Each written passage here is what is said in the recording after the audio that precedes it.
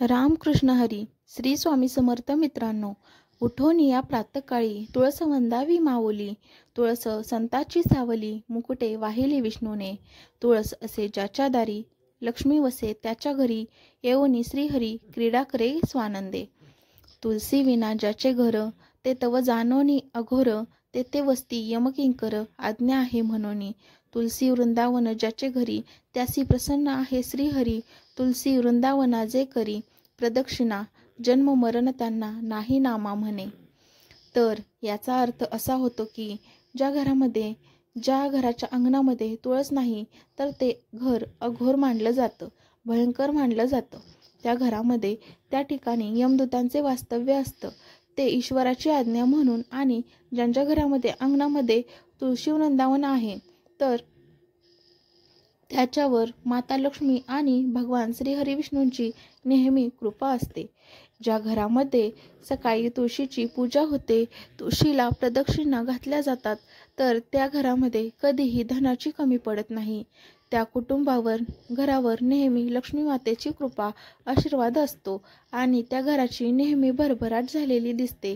तुळशी माता ही लक्ष्मी मातेचे स्वरूप असल्यामुळे असं म्हणतात की ज्याच्या घरी असे तुलसी, त्याच्या घरी लक्ष्मी पाणी भरी. आणि म्हणूनच आपल्या सर्वांच्या अंगणामध्ये तुळस ही असायलाच हवी. तर आपण आजच्या व्हिडिओमध्ये तुळशीच्या एका काडीचे महत्त्व जाणून घेणार आहोत.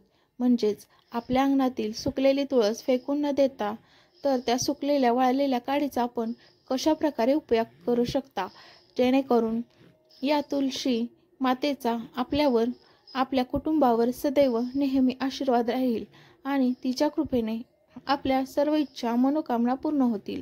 त्याचबरोबर आपल्या घरामध्ये कधीही धनधान्याची कमी पडणार नाही. आपल्या घराची भरभराट होईल.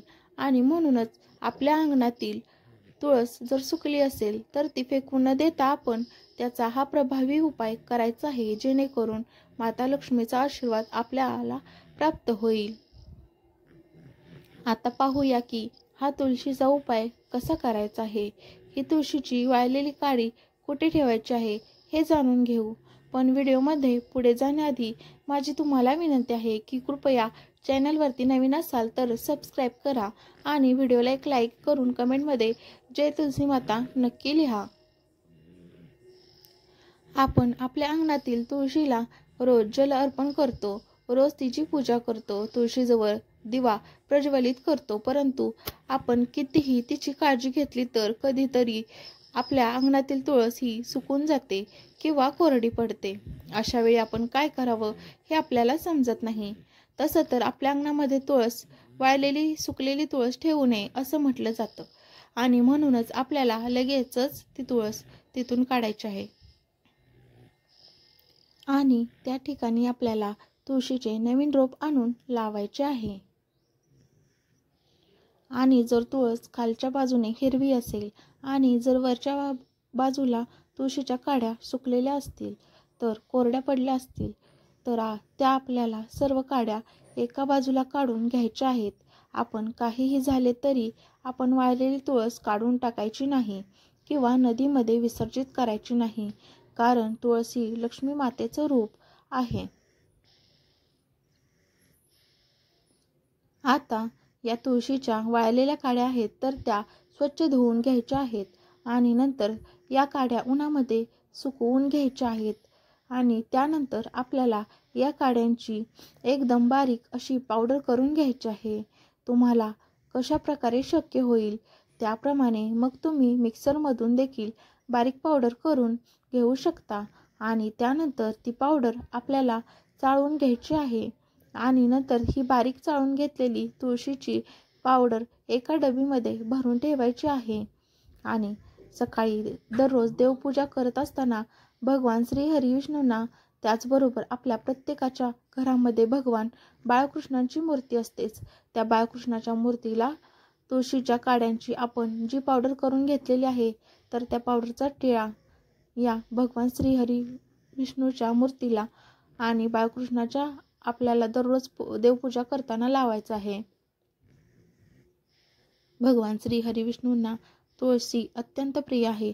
तुळशी माता ही भगवान श्री हरी विष्णूंची पत्नी असल्यामुळे आपल्याला दररोज सकाळी देवपूजा करत असताना भगवान श्री हरी विष्णूंना आणि बाळकृष्ण यांना या तुळशीच्या पावडरचा टिळा लावायचा आहे, जेणेकरून आपल्यावर, आपल्या कुटुंबावर माता लक्ष्मीसह भगवान श्री हरी विष्णूंचा देखील आशीर्वाद राहील आणि त्याचप्रमाणे आशीर्वादाने आपल्या घराची भरभराट होईल आणि आपले भगवंत आपल्या पूजेचा स्वीकार करतील.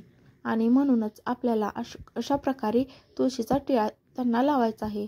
त्याचबरोबर आपल्या कुटुंबातील सर्व व्यक्तींनी सकाळी आणि संध्याकाळी पूजा झाल्यानंतर या तुळशीच्या पावडरीचा टिळा देखील तुम्ही लावू शकता. यामुळे आपलं मन शांत राहतं किंवा आपल्या घरामध्ये सकारात्मक ऊर्जेचा संचार होतो आणि आपला आत्मविश्वास वाढीस लागतो.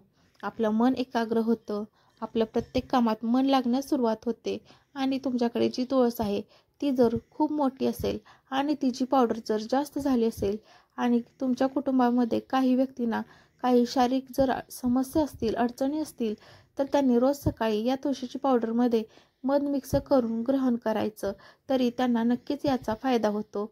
यामुळे आपल्याला शारीरिक आणि मानसिक कोणतीही समस्या असेल, काहीही अडचणी असतील, शरीराच्या कोणत्याही भागांमध्ये काही त्रास असेल, तर ते सर्व काही या तुळशीची पावडर आपण ग्रहण केल्यामुळे निघून जातील. त्याचबरोबर आपल्यामध्ये काही निगेटिव्ह किंवा जर कोणती नकारात्मकता असेल तर ती दूर होण्यास मदत होणार आहे.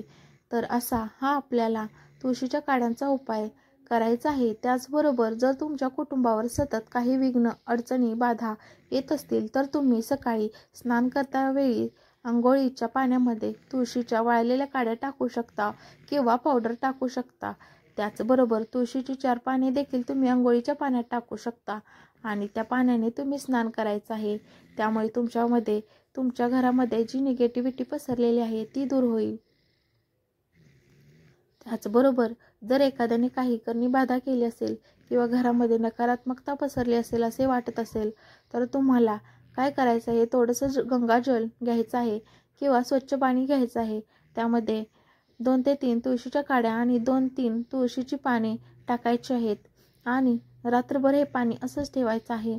आणि त्यानंतर दुसऱ्या दिवशी सकाळी देवपूजा झाल्यानंतर किंवा संध्याकाळी दिवे लागणीच्या वेळेला आपण हे पाणी तयार केलेलं आहे ते पाणी आपल्या संपूर्ण घरामध्ये शिंपडायचं आहे आणि घरामध्ये कोणताही कोपरा रिकामा राहणार नाही.